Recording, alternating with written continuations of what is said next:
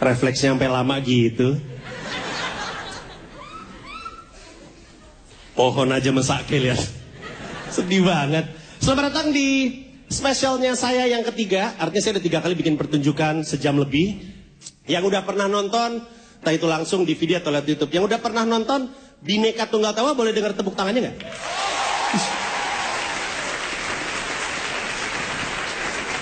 Yang udah nonton Merdeka Dalam Bercanda, boleh tepuk tangan?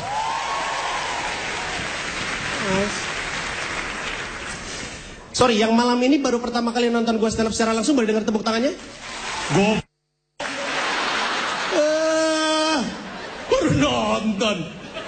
Kan udah 3 tahun gue. Masa baru sekarang? Ngaku lagi. Harusnya pas siapa yang belum nonton? Nggak jadi ya. Malu harusnya. Tadi udah saya tandain siapa aja yang ngangkat tangan. Gua nggak mau foto sama lu. Kenapa? Jadi ya, orang yang udah pernah ngelihat saya stand up, itu pasti tahu setiap kali saya bikin spesial itu selalu ada hubungannya sama persatuan. Selalu ada materi yang kaitan sama persatuan. Bukan karena saya sok nasionalis. Bukan karena saya penulis buku nasionalisme. Tapi karena ada sebuah kejadian yang mengubah hidup saya. Jadi tahun 2009 saya pernah diundang Glenn untuk bicara di gerejanya dia. Dia kan Kristen ya, obviously. Di gerejanya dia ngomongin persatuan mewakili umat muslim. Ya, jadi Panji tolong dong di gereja gue ngomongin tentang persatuan mewakili umat muslim. Terus saya datang ke gereja, itu ratusan umat Kristen. Terus di atas panggung ketika waktunya saya bicara, saya bilang selamat malam. Terus Glenn nepok punggung saya, dia bilang, Panji, sapa kami dengan cara yang diajarkan oleh agama kamu. Tapi kan ini gereja ya, masa ngomong assalamualaikum kan agak gimana gitu, kan agak ragu gitu. Nah, orang Kristen semua ratusan. Tapi Glenn meyakinkan saya dengan tatapan kasih putihnya itu, tau gak?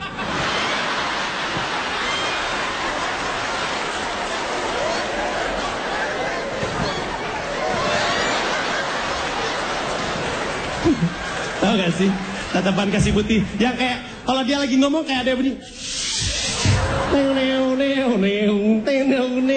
pling gitu kayak gitu. Terus ya udah akhirnya karena diyakinkan jadi saya bilang assalamualaikum warahmatullahi wabarakatuh. Itu satu gereja ratusan umat Kristen membalas waalaikumsalam warahmatullahi wabarakatuh. Di situ saya percaya persatuan antar agama sangat mungkin terjadi di Indonesia.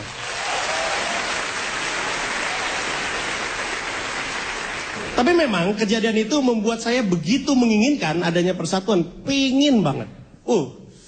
Saking pinginnya, saya begitu yakin, ini teorinya ya, bahwa yang bikin Indonesia nggak sekeren yang kita bayangkan adalah karena kitanya belum bisa bersatu untuk melakukannya bersama-sama.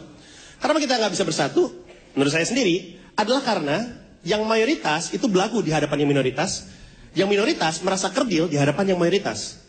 Terus siapa yang minoritas? Mari kita lihat sama-sama. Menurut data BPS, 0,7%. 0,7% rakyat Indonesia itu difabel, differently able. Dia bisa, tapi beda.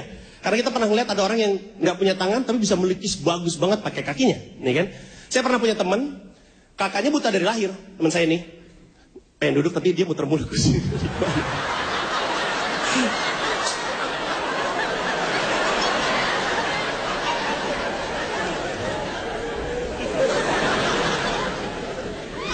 Bentar ya. Bentar. Dikit lagi. Capek dah. Nggak si temen. Aduh, kampret. Ya. Ada stopper. Ya, jadi si kakaknya teman saya ini yang buta dari lahir itu ikut makan malam bersama dengan kami waktu kami. Kan saya nginep di rumah dia, nginep di rumah teman saya, terus kami makan malam. Kakaknya yang buta dari lahir ikut makan bareng. Waktu kakaknya ya, buta nih ya, waktu kakaknya makan sama kita, makannya normal aja tuh, bukan yang terus dia buta terus salah gitu, nggak gitu. Yang makan aduh salah gitu, nggak gitu. Tetap gitu bisa gitu, gitu bisa. Coba kita kayak gitu, bisa nggak? Nggak bisa pasti. Coba sekarang tutup mata terus makan. Wah gitu kan gak mungkin. Susah pasti. Teman-teman di Fabel ini karena mereka differently able, mereka bukan cacat, mereka differently able. Mereka sebenarnya harusnya punya hak yang sama dengan kita untuk bisa berkarir di Indonesia. Tapi nggak bisa. Kenapa? Karena nggak ada fasilitasnya. Kayak gini deh. Bayangin kursi yang kamu dudukin sekarang ini. Bayangin kursi yang kamu dudukin sekarang ini adalah kursi roda. Sekarang jawab pertanyaan saya jujur deh. Bisa nggak pulang mandiri sendiri pakai kursi roda dari sini ke rumah? Nggak bisa pasti. Trotoar nggak ada. Kopinya keluar tuh bersandir. Trotoar nggak ada. Ada banyak fasilitas yang bentuknya tangga gitu ya, fasilitas umum yang tangga, tapi nggak ada landaiannya, nggak ada rampnya untuk orang pakai kursi roda. Tangga cuma 3 anak tangga, itu kiamat untuk mereka. Ini kayak tangga nih kayak gini, nih tangga di samping ini nih. Buat naik ini, dikit kan? Buat kita mah tinggal lompat-lompat. Buat mereka nggak. Kalau naik tangga, kalau turun sih gampang, cuma agak gede gitu. Naiknya susah. Diberi fasilitas itu sama pemerintah enggak.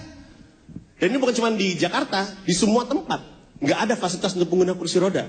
Bayangin. Itu baru yang difabel, 0,7%. Siapa lagi? 1,56% rakyat Indonesia adalah pengusaha. Terus mungkin mulai mikir, pengusaha, kok mereka tertindas oleh siapa? Oh ya, pertama-tama begini, minimal negara kalau mau maju harus 2% pengusahanya, ya kan? Kayak Filipina, Thailand itu udah 4%, Singapura 11%, kita 1,56%, nyentuh 2 aja enggak. Ya.